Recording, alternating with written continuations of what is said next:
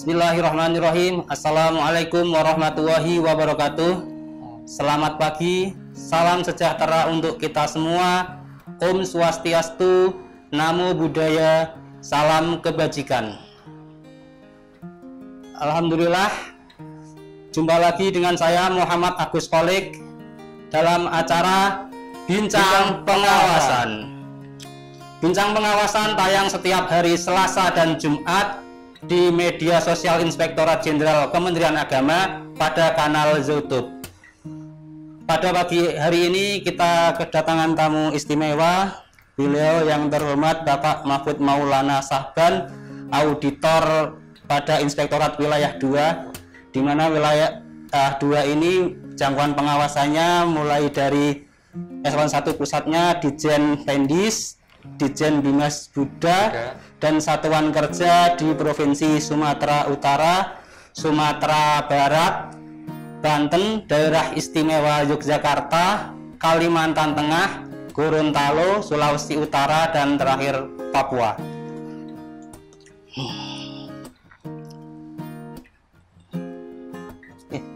Sebelum memulai Pak, kita berkenalan dulu. Ya, Bapak Mahfud Maulana Sahban ini berasal dari mana, latar belakang pendidikan, kemudian proses menjadi PNS dan auditor di Inspektorat Jenderal Kementerian Agama ini. Baik, terima kasih Mas Kholik. Nama lengkap saya Mahfud Maulana Sahban. Saya lahir di Ciputat, ya, 19 April 1986. Kemudian latar belakang saya campuran, Mas. Campuran, ada Jawa, ada Sunda. Bapak saya Jawa, ibu saya Sunda. Kebetulan kami tinggal di Ciputat dan saya sekolah dari TK sampai perguruan tinggi di Ciputat. Jadi nggak kemana-mana. Nggak kemana-mana. Itu aja. Di lingkup Ciputat aja ya. Iya, istilahnya nggak ngelewatin lampu merah. Tetap aja di Ciputat.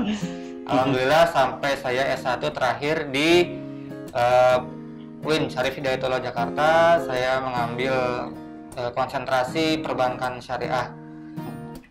Terakhir lulus saya tahun 2009. Kemudian setelah lulus baru saya ikut tes, ya, ikut tes 2 kali. Saya 2 kali ikut tes, kemudian lulus pada tes yang kedua tahun 2010 dan diangkat di sini di Inspektorat Jenderal Kementerian Agama pada tahun 2011. Jadi itu sepintas tentang latar belakang saya sampai saya diterima menjadi PNS di Kementerian Agama, khususnya di Inspektorat Jenderal Kementerian Agama. Kemudian juga sebelumnya saya sebagai guru. Sebelumnya. Oh, guru di mana itu, Mas? Sebelumnya saya guru di sekolah negeri di SMP Negeri 13 Tangerang Selatan. Jadi sebelum saya di sini saya sempat jadi guru dulu.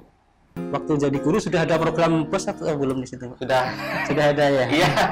Sudah ada program BOS, ya sedikit banyak sebelum masuk ke sini saya sudah sedikit mengetahui tentang pengelolaan BOS, walaupun agak sedikit berbeda ya pengelolaan BOS antara di Kemendikbud di pemerintah daerah kan waktu itu saya dengan di Kementerian Agama, tapi pada dasarnya hampir sama semuanya. Oh ya Pak Mahfud Maulana Sahban, ya. Program BOS itu apa, tujuannya apa, outcome dan siapa saja leading sektor pengelolanya?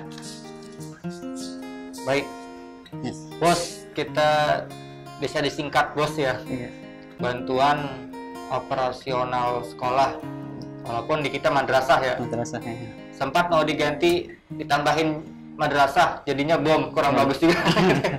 Kurang bagus juga, tapi tetap jadinya BOS, bantuan operasional sekolah. Sebenarnya pada tahun 2005 pemerintah Republik Indonesia menetapkan program pendanaan biaya pendidikan. Ya, program pendanaan biaya pendidikan kemudian disebut sebagai bantuan operasional sekolah. Jadi BOS ini pada dasarnya adalah program pemerintah. Ya.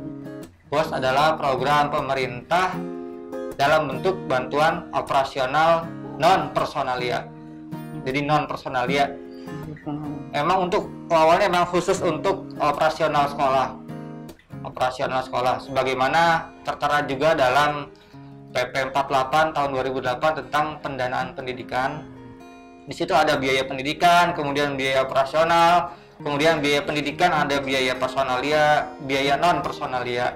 Nah, BOS ini fokusnya di biaya non personalia, walaupun pada akhirnya ada juga yang digunakan untuk biaya personalia, hanya saja prosentasenya itu dibatasi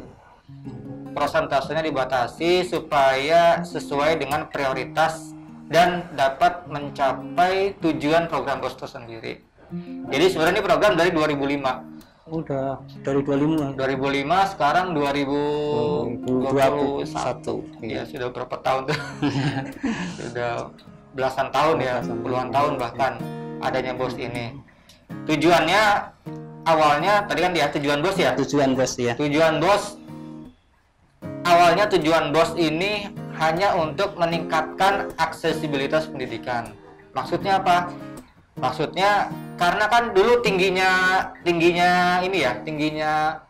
putus sekolah, angka putus sekolah karena untuk sekolah orang yang kurang mampu, orang yang miskin, kemudian agak kesulitan untuk mengikuti pendidikan, baik itu pendidikan dasar dan menengah.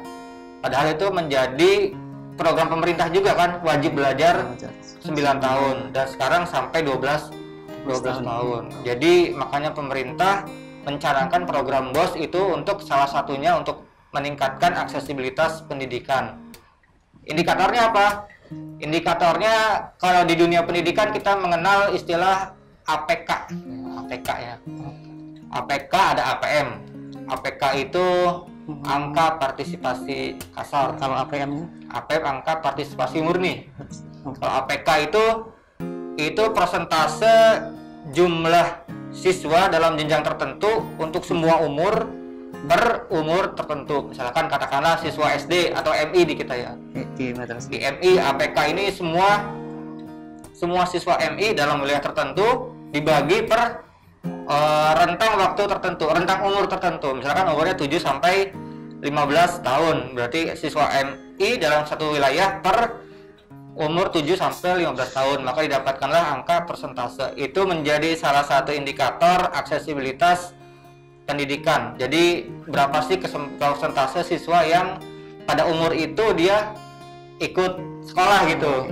Jadi kita bisa menilai dalam satu, misalkan target di Indonesia APK-nya berapa persen, kemudian nanti setelah tahun itu berlalu, setelah disensus, biasanya kan sensus, ketahuan ternyata APK-nya sekian persen gitu. Kalau APM angka partisipasi murni itu memang umur siswa SD umur 7 sampai 15 tahun per penduduk atau populasi umur 7 sampai 15 tahun, itu akan menimbulkan angka partisipasi murni. Dan ini yang menjadi salah satu outcome daripada BOS, sebagaimana juga kita lihat di Renstra ya. Renstra Kementerian Agama itu kan pakainya, kalau tidak salah pakainya APK APM. Berapa sih target APK APM-nya berapa gitu dalam 1 tahun gitu. Bahkan kalau kita lihat di Juknis BOS terbaru itu kan bisa lihat tahun 2020 APK APM telah melampaui target daripada yang telah ditetapkan. Jadi itu menjadi salah satu outcome ya tadi ya, outcome atau tujuan. Intinya semua masyarakat bisa menikmati pendidikan, baik pendidikan wajib belajar 9 tahun maupun pendidikan menengah universal sampai 12 tahun. Jadi itu salah satunya. Yang kedua, tak kalah pentingnya juga adanya bantuan terhadap siswa yang kurang mampu. Ya, itu sebelumnya ya. Kita belum bicara BOS yang sekarang. Itu sebelumnya ada bantuan kepada siswa yang kurang mampu. Jadi itu salah satu tujuan BOS. Dan BOS juga tidak hanya ada di madrasah. BOS juga ada di pondok pesantren. Pondok pesantren ya. Iya, pondok pesantren. Karena ini kaitannya juga dengan tadi ya, leading sector ya. BOS juga ada di pondok pesantren. Pendidikan diniyah formal (PDF) ya, pendidikan diniyah formal, kemudian juga ada satuan pendidikan muadalah, kemudian pendidikan kesetaraan. Jadi itu juga menjadi leading sektornya BOS di lingkungan Direktorat Jenderal Pendidikan Islam.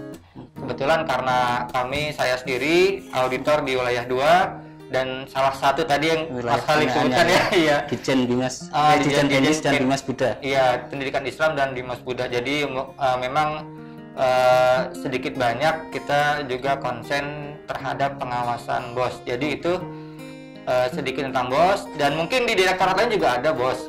Seperti di Ditjen Bimas Kristen, Ditjen Bimas Katolik juga ada BOS, dan beberapa direktorat jenderal Bimas yang lain juga ada yang memegang fungsi pendidikan ya. Ya, kan ada juga yang tidak ada fungsi pendidikan, tapi kalau direktorat yang menangani fungsi pendidikan juga biasanya ada BOS. Tapi sementara yang menjadi konsen kami itu masih di lingkungan Direktorat Jenderal Pendidikan Islam. Itu sih sekelumit tentang BOS. Ya, alhamdulillah dari tahun ke tahun kami juga bangga gitu ya, bangga juga terhadap Direktorat Jenderal Pendidikan Islam. Kami kasih pas lah gitu ya, karena mereka juga terus berbenah ya. Kita kasih apresiasi lah gitu, apresiasi kepada Ditjen Pendidikan Islam yang terus berbenah, terutama terkait dengan BOS. Kebetulan beberapa hari yang lalu juga kami mengikuti sosialisasi tentang BOS tahun 2021. Memang masih tentang BOS ya, ada sedikit perbedaan antara BOS yang sebelumnya dengan BOS yang tahun ini. Perbedaannya apa, Pak? Perbedaannya kalau tahun ini, tahun 2021 memang BOS lebih dibuat fleksibel ya. Lebih fleksibel karena memang tujuannya tidak hanya untuk meningkatkan aksesibilitas siswa, tapi juga tujuannya ditambahkan dengan peningkatan mutu.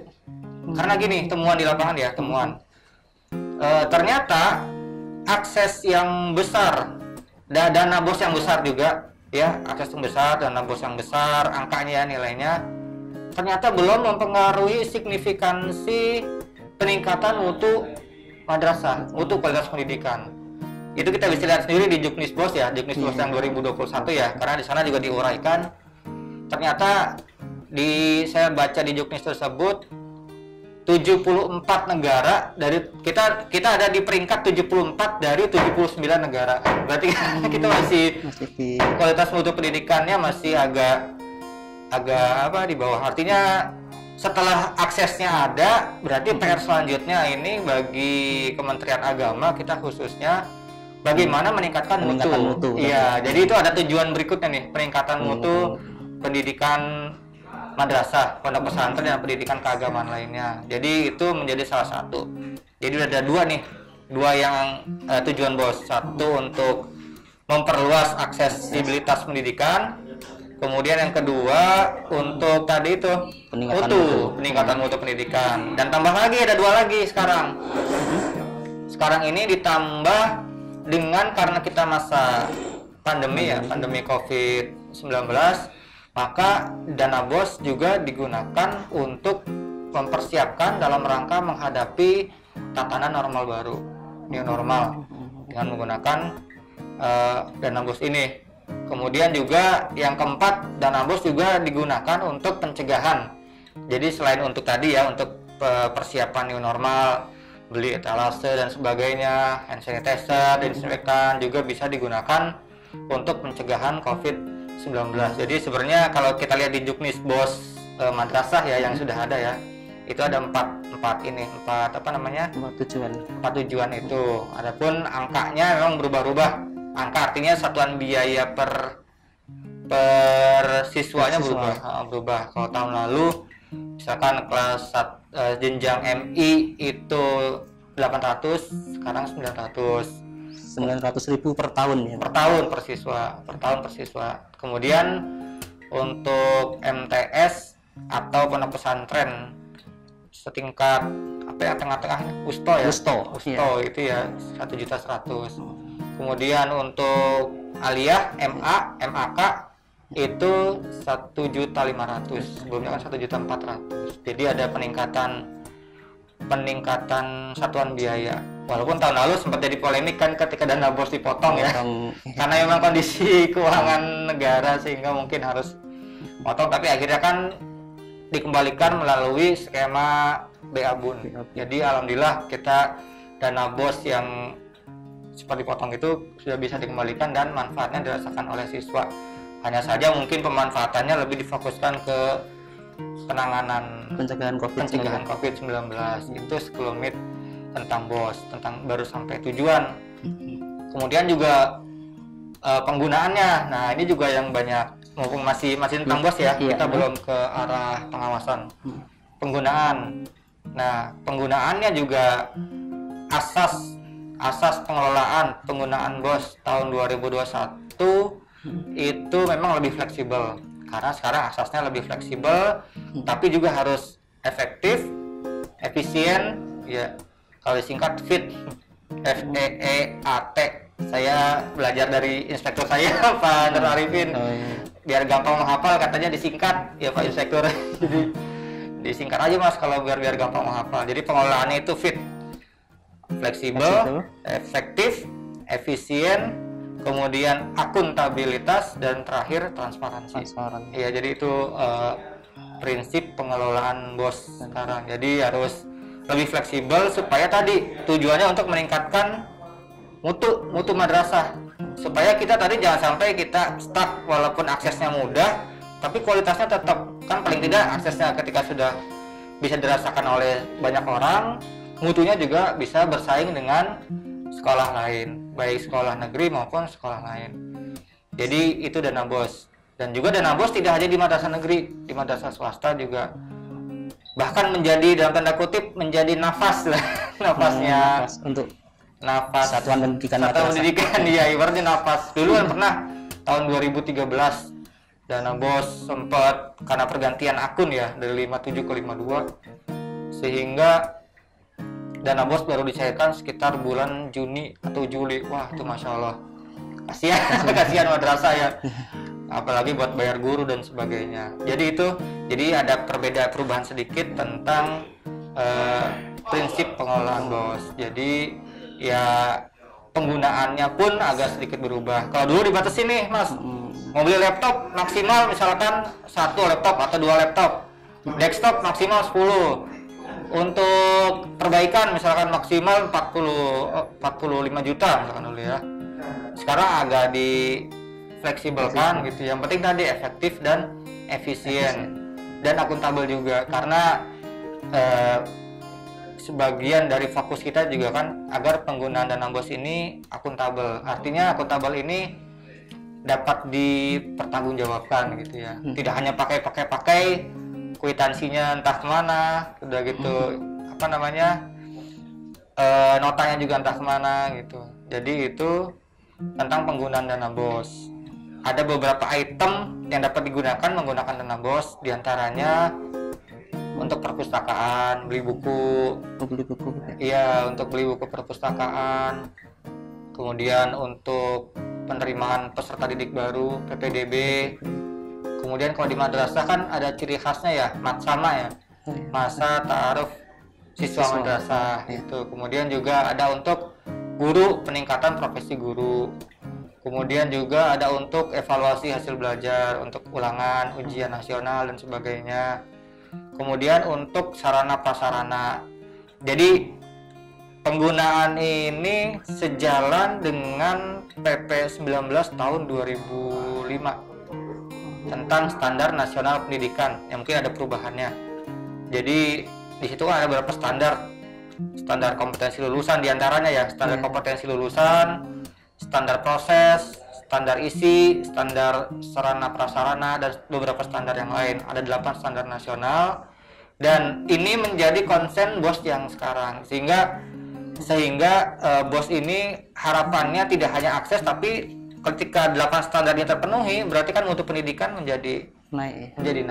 Harapannya sih seperti itu dari dana BOS ini. Hanya saja memang ada beberapa kendala ya, nanti kita bahas tentang terkait dengan hasil pengawasan di lapangan ya, pengawasan kita. Mungkin itu sekilas tentang BOS di lingkungan Direktorat Jenderal Pendidikan Islam. Kemudian untuk koordinasi antar instansi terkait pengelolaan program BOS ini gimana Pak? instansi terkait berarti di luar Kementerian Agama ya? Iya, koordinasinya. Koordinasinya tahun 2019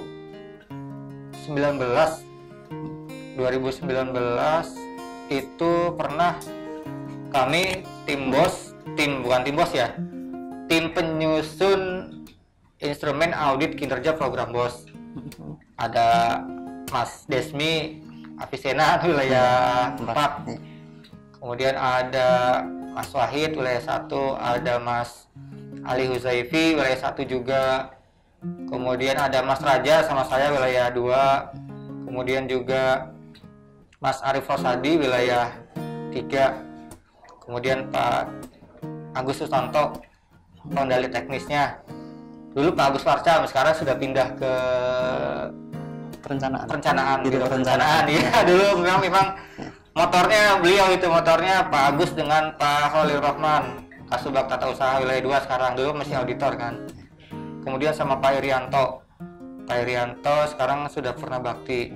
Jadi kami itu koordinasi tahun 2017 kami berkoordinasi dengan BPKP. Kami langsung begitu dapat SK dari Pak Irjen tentang penyusunan audit program, kami langsung ke BPKP koordinasi. Kemudian dari BPKP mengarahkan apa sih program strategis Kementerian Agama khususnya di wilayah 2. Itu ya, program strategis. Kemudian kami tim bicara program kita yang strategis, yang paling strategis. Ya, sementara ini kami lihat itu BOS. Akhirnya BPKP juga memberikan bantuan kepada kami, pendampingan kepada kami untuk menyusun apa-apa saja yang harus dilakukan untuk mengawasi BOS. Kemudian juga selain BPKP tahun 2019 kami juga diajak audiensi bertemu dengan World Bank. Kita dapat jadwal pertemuan dengan World Bank yang bertempat di ruangan Inspektur Wilayah 2. Jadi mereka kesini, kita dipaparkan oleh ketua tim kami waktu itu Mas Desmi Avicenna terkait dengan pengawasan apa yang sudah kami lakukan terhadap BOS ya. Terhadap BOS itu bertempat di ruangan Inspektur Wilayah 2 sekitar tahun 2019. 2020 kami juga audiensi juga dengan Kementerian Keuangan tentang pengawasan BOS ya, karena kita memang core bisnisnya di pengawasan ya. Jadi mereka juga pasti koordinasi terkait dengan pengawasan gitu. Kalau terkait dengan proses bisnis BOS-nya sendiri kan pasti ke Ditjen Pendis ya. Kalau dengan kami ya terkait dengan pengawasan. Jadi kami juga sudah audiensi apa saja yang sudah kami lakukan, kemudian kekurangan atau hambatannya apa saja sudah kami sampaikan. Dan itu juga mereka juga ngasih masukan ke kita apa saja yang perlu kita tingkatkan gitu. Mungkin itu jadi instansi di luar Kementerian Agama tadi ada BPKP, kemudian ada World Bank, terakhir 2020 dengan Kementerian Keuangan. Mungkin itu koordinasi. Ya. Kemudian jenis-jenis pengawasan BOS itu apa saja, dan pengawasan yang sudah dilakukan Itjen Kementerian Agama apa saja? Pengawasan BOS ya? Ya. Kalau di PP 60 ya, Peraturan Pemerintah Nomor 60 Tahun 2008, kita kan Inspektorat Jenderal Kementerian Agama kan sebagai aparatur pengawas intern ya, pengawasan intern. Dan jenis pengawasan intern itu diantaranya adalah ada audit juga ada audit kinerja, ada audit tujuan tertentu, kemudian ada review, kemudian ada monitoring, pemantauan dan evaluasi. Itu diantaranya jenis pengawasan yang sifatnya untuk memberikan keyakinan.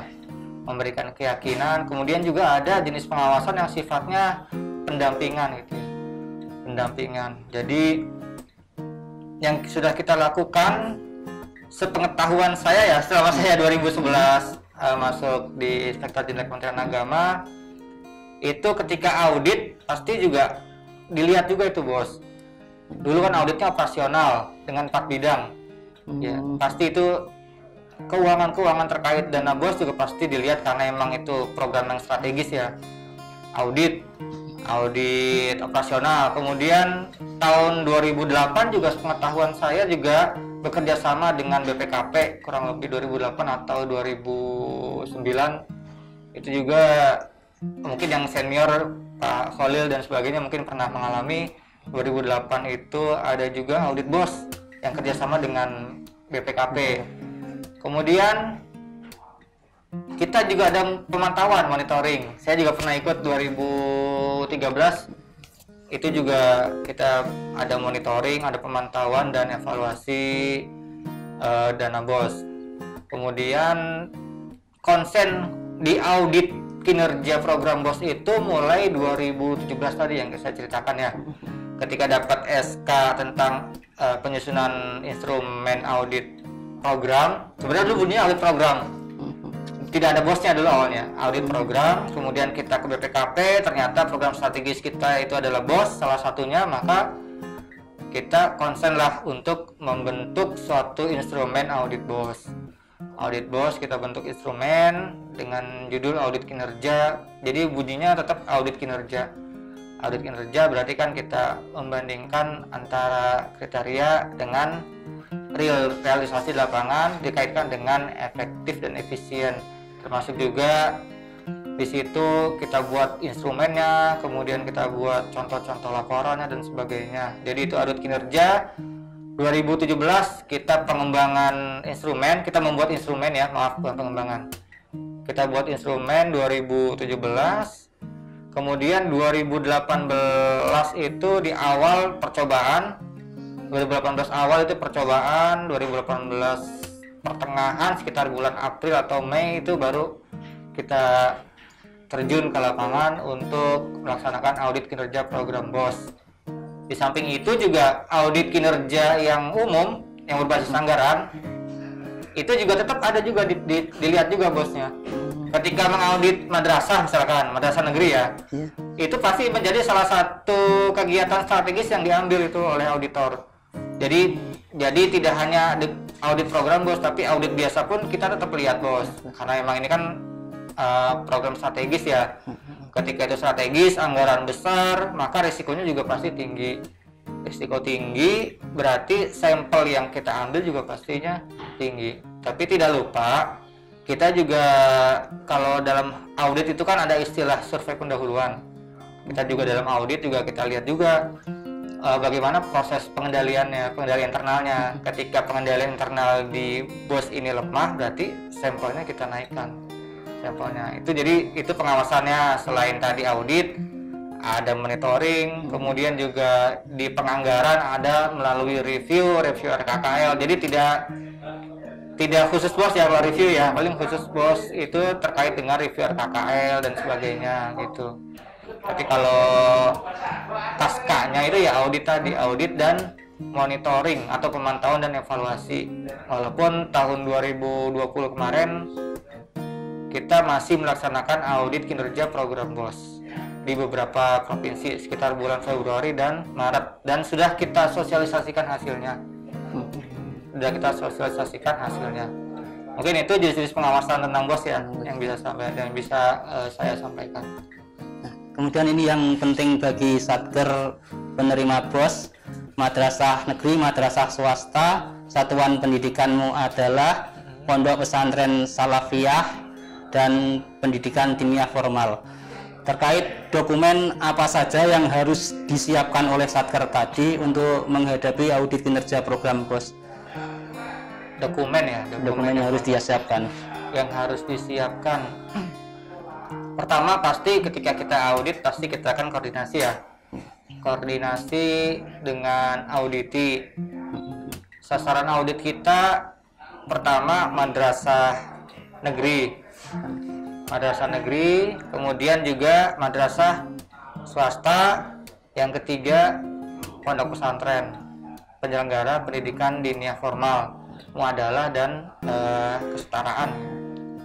Jadi ini sasaran auditnya. Kalau madrasah negeri, ya kita dokumen-dokumen mereka sudah disiapkan di madrasah negeri, di madrasah tersebut.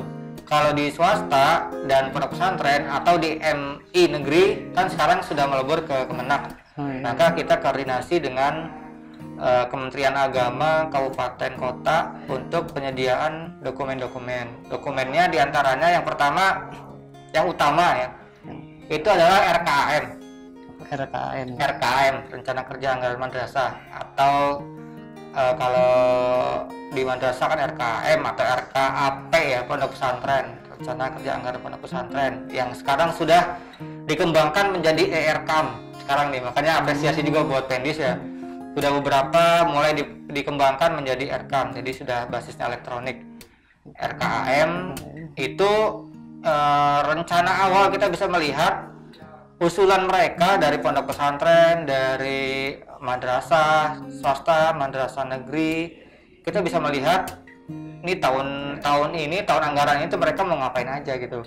Mereka mau buat dana bos ini untuk apa aja gitu. Dan yang perlu diketahui, RKAM dan RKAP ini harus disetujui oleh komite.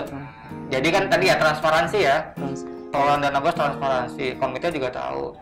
Itu salah satu dokumen yang pertama mungkin RKAM. Kemudian dokumen pencairan. Nah, kalau dokumen pencairan berarti kan kita tahu pencairan berarti ada SPM, SP2D di Kemenak, kemudian di madrasah negeri juga sama SPM, SP2D. Kemudian juga dokumen-dokumen pendukung lainnya seperti kalau di negeri kita lihat juga RKT, rencana kerja tahunan, kemudian rencana kerja jangka menengah kalau di negeri ya. Kalau di swasta kan, di swasta juga bikin juga sih harusnya sih, karena itu kan standar kepala madrasah ya, RKJM atau RKM, rencana kerja menengah. Kemudian juga dokumen pencairan, dan yang tidak kalah pentingnya perlu juga disiapkan dokumen pertanggungjawaban. Di antaranya pertama tadi SPM, SP2D, kemudian dilampirkan juga dengan kwitansi, kemudian nota. Nah, ini yang kadang-kadang kita temukan di daerah itu, kwitansinya tidak ada, notanya tidak ada gitu. Tapi semakin kesini sih alhamdulillah sepertinya mulai membaik gitu ya. Walaupun masih ada juga yang kita temukan kwitansinya tidak ada, atau kwitansinya ada, notanya tidak ada gitu. Karena itu kan saling berhubungan ya, antara SP2D, SPM, kemudian kwitansi, nota, dan sebagainya, bukti-bukti pengadaan gitu, dokumen-dokumen pengadaan. Karena kan dana bos ini juga bisa digunakan untuk pengadaan ya, misalkan untuk pemeliharaan. Itu kan pasti karena juga ada yang berkontrak, ada juga mereka yang berkontrak tuh, ada kontraknya, berarti kan kontraknya kita butuhkan gitu. Nah, ini juga harus dalam satu bundel dan dibuat per bulan tuh yang enak. Per bulan Januari SPM, SP2D-nya apa, kemudian kwitansinya apa aja. Dan ini kan sesuai juga dengan pencatatan pembukuannya. Kan ada BKU nih, mereka pasti bikin BKU kan, karena di Juknis kan salah satu akuntabilitasnya bos itu kan membuat BKU, buku bank dan sebagainya ya, BKU, buku pembantu pajak gitu. Nah, itu dalam satu bundel tuh, bulan ini transaksinya apa aja, kemudian buktinya apa aja, itu dalam satu bundel. Sehingga ketika pemeriksa lihat, pastikan auditor melihat, coba lihat BKU-nya gitu, BKU-nya lihat, oh BKU-nya ada nih Pak, BKU-nya, baru dari BKU itu kita lihat bukti-buktinya, kwitansi, nota, dan paling enak kan per bulan Januari, Februari, Maret, April, sampai Desember. Jadi itu dokumen-dokumen yang harus disiapkan. Kemudian juga ada seperti notolen rapat. Fungsinya apa? Kita ingin mengetahui diantaranya transparansi tadi ya, penggunaan dana bos ya. Ketika misalkan dana bos mau digunakan untuk membeli buku, misalkan membeli buku seharga total misalkan 100 juta. Nah, apakah penggunaan dana bos ini diketahui oleh Dewan Guru atau Komite Madrasah atau tidak gitu. Kan kita lihat trackingnya dari notolen gitu. Atau dari daftar hadir, misalkan ada rapat nih, pernah ada nih rapat dengan orang tua murid, kita mengajukan untuk penggunaan dana BOS untuk beli ini dan mereka sudah menyetujui gitu. Jadi itu salah satu bukti yang bisa kita lihat. Jadi notulensi juga perlu kita butuhkan. Kemudian juga ada juga dokumen yang disiapkan juga daftar siswa miskin penerima PIP. Kita bisa lihat juga tuh kan. Iya. Oh, dari 200 siswa 100 siswa ternyata siswa miskin penerima PIP. Kalau dulu kan ada penggunaan dana BOS salah satunya untuk membantu siswa miskin, tapi di luar yang penerima PIP tadi ya. Nah, berarti kita bisa lihat, oh jangan sampai di double, satu anak dibantu oleh BOS, dibantu juga oleh PIP gitu, double gitu. Tapi kalau penggunaannya kesini kan di madrasah khususnya kan tidak ada untuk membantu siswa miskin ya, tapi untuk seperti tadi untuk beli kebutuhan siswa. Tapi pada prinsipnya madrasah BOS ini untuk operasional sekolah, sehingga atribut yang dibelikan itu ya memang atributnya sekolah. Seperti buku juga ya, ketika sudah dibeli maka dicatat di dalam perpustakaan madrasah. Iya, tidak untuk dikasih ke siswa satu, tidak, tapi dikasih dipinjemin gitu, sifatnya dipinjemin nih, dikasih, dimasukin perpus, kemudian dicatat, dipinjemin ke siswa. Atau kadang siswa itu ada ekstrakurikuler ya, kan butuh seragam dibelikan dari dana BOS, tapi tetap itu punya inventaris madrasah. Karena pasti ketika pemeriksa datang juga pasti tanya nih, beli seragam 10 buah tapi kok tinggal 2 buah gitu, mana sudah dikasih ke siswa gitu. Jadi itulah pengawasan dana BOS yang kita laksanakan seperti itu. Oke. Kemudian untuk instrumen audit BOS itu yang kayak gimana, Pak? Instrumen ya, tadi kan dokumen yang harus disiapkan. Sekarang instrumen. Jadi dokumen saya yakin juga beberapa, hampir di 34 provinsi juga mungkin sudah paham ya, karena kita kan ini udah tahun keempat ya, 2017, 18, 19, 20, 21, tahun keempat. Ini sudah tahun keempat pelaksanaan audit kinerja program BOS. Jadi kemungkinan mereka juga sudah paham lah terkait dengan dokumen ya. Kemudian instrumen ada beberapa kali perubahan sih. Dari tahun 2018, 2019 dan 2020. Ini khususnya buat Mas Ali nih, Mas Ali Husaini, karena Mas Ali yang ahli IT ya nih, yang ahli IT di BOS yang mengotak-atik instrumen dalam bentuk Excel sih ya. Karena TABK kita masih dalam TABK tuh teknik audit berbasis komputer, yang paling minimal kita masih menggunakan Excel ya, belum pakai teknik audit yang lain, sehingga instrumen pun kita masih dalam bentuk Excel. Dan instrumennya sebagaimana dulu pendampingan dari BPKP, kita menggunakan instrumen dengan 5 indikator ya. Jadi audit BOS itu ada 5 indikator. Indikator pertama itu ada tepat sasaran. Kemudian ada tepat jumlah, tepat sasaran, tepat jumlah, tepat waktu, kemudian tepat guna, yang kelima itu tepat administrasi. Jadi ada 5 indikator. Ini juga hasil pendampingan dari BPKP waktu itu ya, pendampingan BPKP. 5 tepat ini yang kita anggap bisa mewakili indikator ketercapaian atau indikator penilaian kinerja program BOS. Karena kan outputnya tetap nilai ya, kan yang paling gampang diinterpretasikan kan nilai, sehingga madrasah A nilainya berapa, madrasah B nilainya berapa gitu, dalam bentuk indikator inilah. Dari 5 indikator tadi, tepat sasaran, tepat jumlah, tepat waktu, tepat guna, tepat administrasi. Ada 5 indikator. Kemudian dari 5 indikator ini kemudian ada juga sub indikator. Masuk indikator misalkan tepat sasaran, apakah madrasah itu memiliki izin operasional. Kan jangan sampai madrasah yang dikirimkan dana BOS ternyata tidak terdaftar di Kementerian Agama kan. Jadi itu yang utama sih, itu memiliki izin operasional.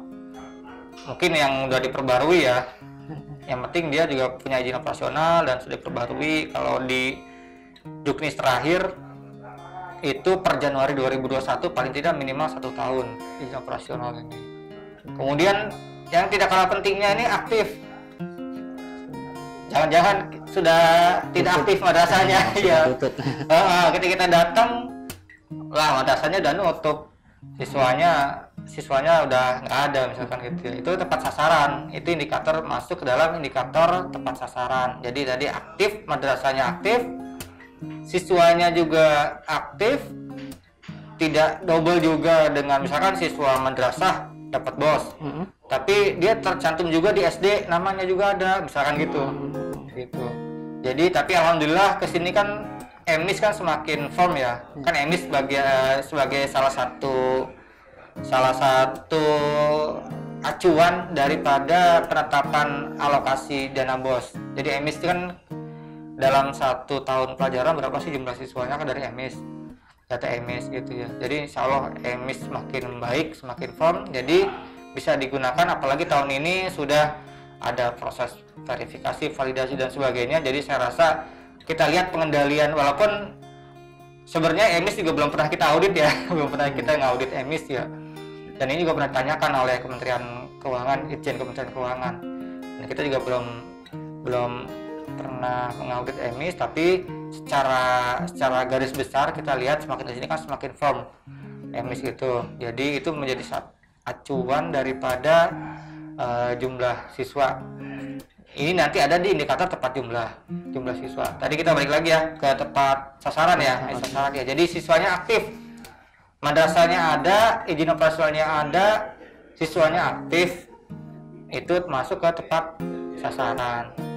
Kemudian ada juga tepat jumlah tadi ya, jumlah sesuai dengan jumlah siswanya. Siswa real sesuai dengan alokasi dana. Walaupun ini kadang juga banyak temuannya tidak hanya lebih, bahkan kurang.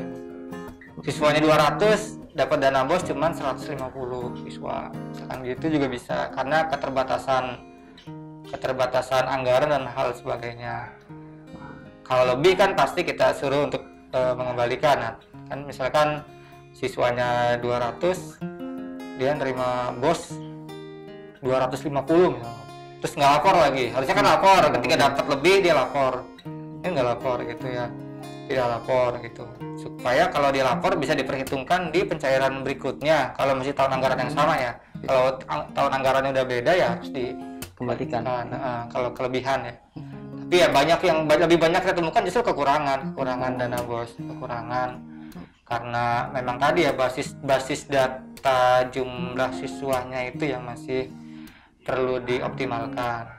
Karena perbedaan tahun anggaran dengan tahun ajaran mungkin Pak, karena itu kan ada perubahan siswa baru. Nah biasanya di situ betul, yang beda ya tahun ajaran ya, tahun ajaran dengan tahun anggaran kan beda ya. Betul. Kalau di sekolahan itu kan kita kalau dalam 1 tahun anggaran kita melihat 2 tahun ajaran ya, tahun ajaran. 1 tahun anggaran isinya ada 2 tahun ajaran. Makanya ada juga surat pernyataan jumlah siswa. Nah ini juga tadi ya, kembali lagi ke dokumen tadi, saya lupa, ada surat pernyataan jumlah siswa itu yang ditandatangani di madrasah swasta khususnya. Jadi ini ditandatangani oleh kepala madrasah untuk pernyataan di atas materai jumlah siswanya berapa gitu. Mungkin itu. Jadi itu ada di tepat jumlah, kemudian tepat waktu. Kalau tepat waktu kita lihat proses pencairannya. Biasanya kan di Juknis ada paling lambat tahap 1 itu bulan Februari atau Maret gitu. Kemudian tahap kedua bulan Agustus, minggu keempat bulan Agustus. Itu yang jadi indikator tepat waktu. Ketika melewatin itu otomatis kan indikatornya berkurang, berarti nilai indikatornya. Kemudian ada juga laporan. Nah, karena ini bagian dari akuntabilitas, kadang laporannya juga lewat tahun juga lewat tahun juga gitu. Sampai kita datang juga ada juga beberapa madrasah yang belum buat laporan. Ya itu kan kita tapi lihatnya dari sisi waktunya ya, kita belum lihat dari sisi substansi laporan, tapi kita lihat dari sisi waktu, tepat waktu. waktu. Oh, laporan juga belum bikin, kita udah, kalau kita kan auditnya post audit ya, post audit artinya audit udah tahun sebelumnya. Ya kan kita audit 2021, maka yang kita audit kan tahun 2020 yang harusnya laporan itu udah ada gitu. Tapi ketika kita audit laporannya belum ada, berarti adjustment kita ya itu tidak tepat waktu dari sisi penyampaian laporan. Tepat waktu. Kemudian ada juga tepat guna. Jadi kan tepat sasaran, tepat jumlah, tepat waktu, kemudian tepat guna. Nah, ini juga yang krusial juga, di mana bobotnya juga paling besar tepat guna, karena disinilah kita melihat akuntabilitas dan kesesuaian penggunaan dana BOS. Tadi ya kita lihat ya, kan tepat guna itu ada yang untuk perpustakaan, untuk ujian, kemudian untuk PPDB, matsama, untuk sarana prasarana, kemudian untuk peningkatan profesi guru, pengelolaan madrasah, kemudian juga untuk membeli kegiatan biaya-biaya lain yang tidak tercantum. Nah, ini di Juknis itu ada kolom penjelasannya. Nah, kadang-kadang ini yang perlu kita perhatikan juga. Kita selain kita lihat penggunaannya, kita lihat juga di penjelasannya. Misalkan untuk honorarium ekstrakurikuler, kan ada tuh, kita lihat penjelasannya, ini honor buat siapa gitu, honor buat siapa nih. Misalkan ada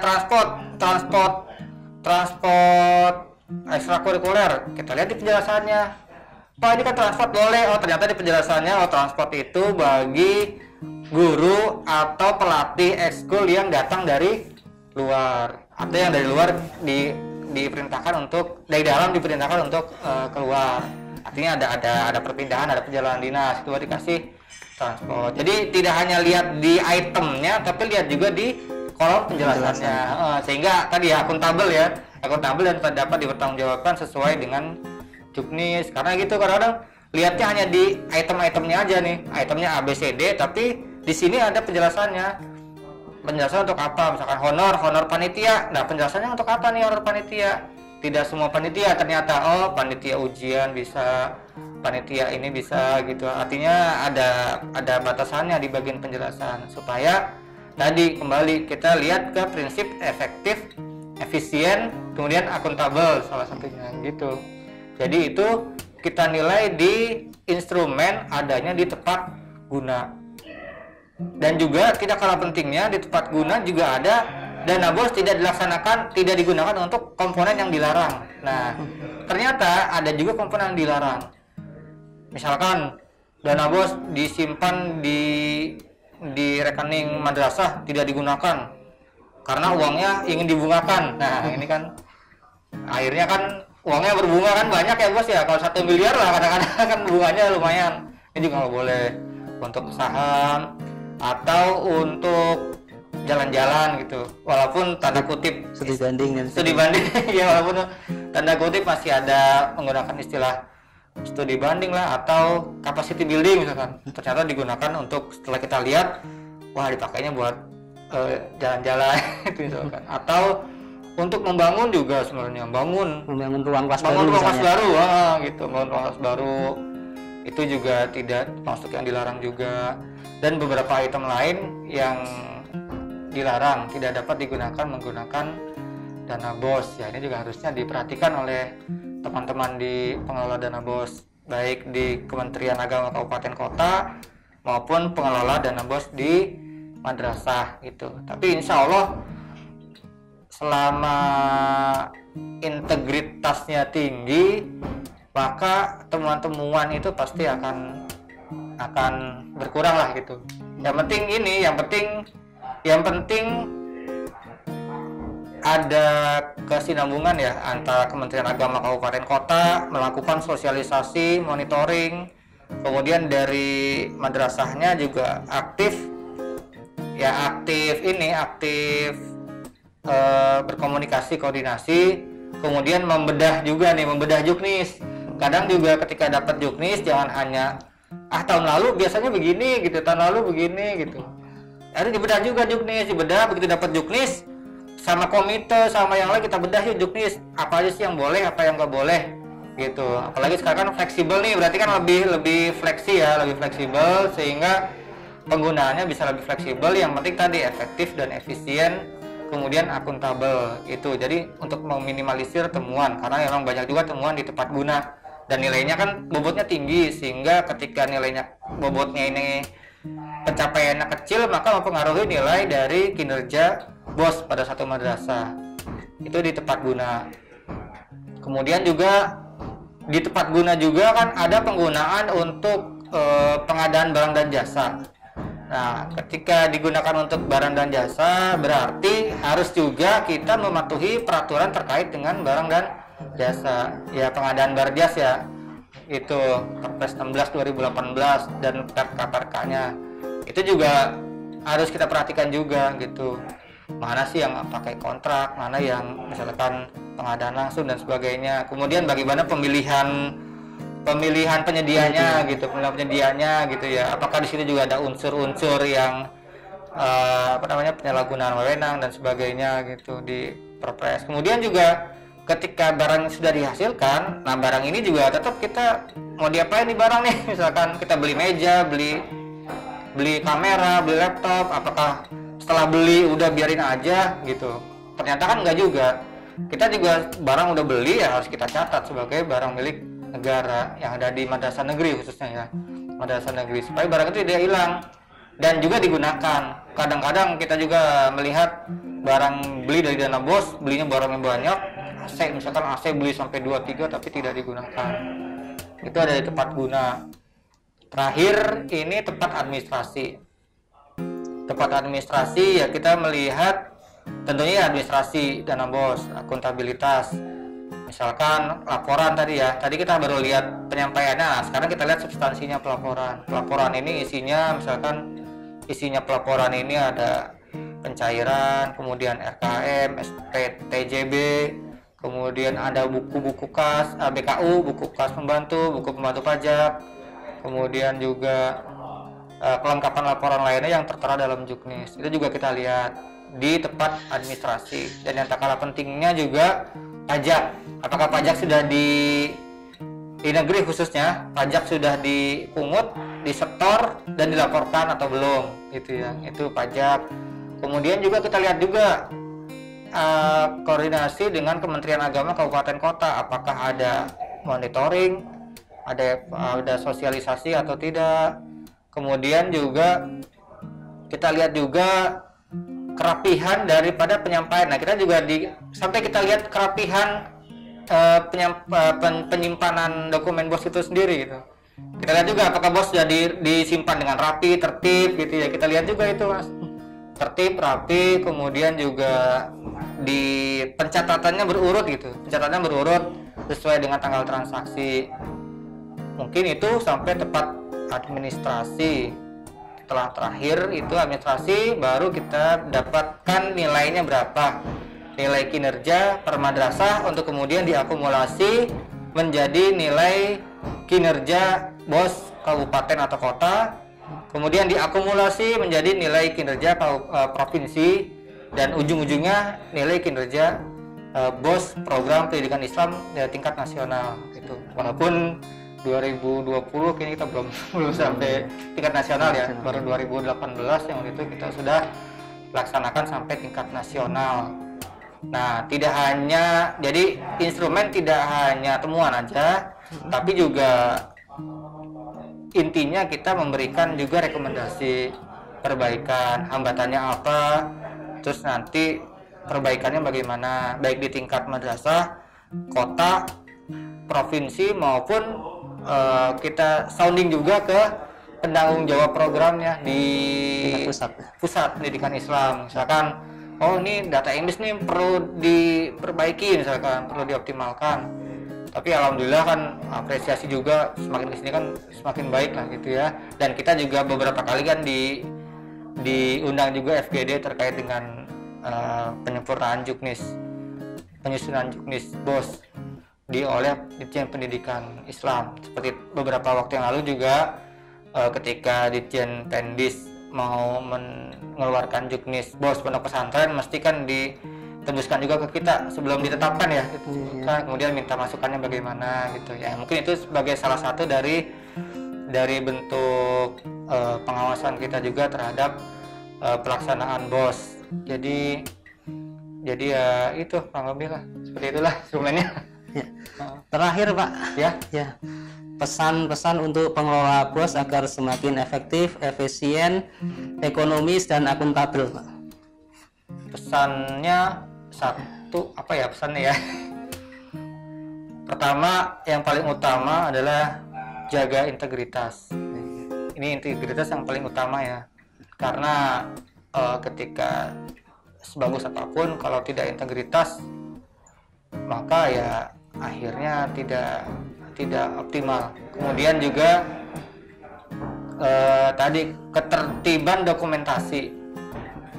Kadang tidak ada niat untuk berbuat salah, tapi karena ketidaktahuan terkait dokumentasi, kelemahan dokumentasi akhirnya jadi temuan. Tadi ya saya bilang, misalkan kwitansi sekecil apapun terkait penggunaan dana BOS itu disimpan yang rapi dan baik.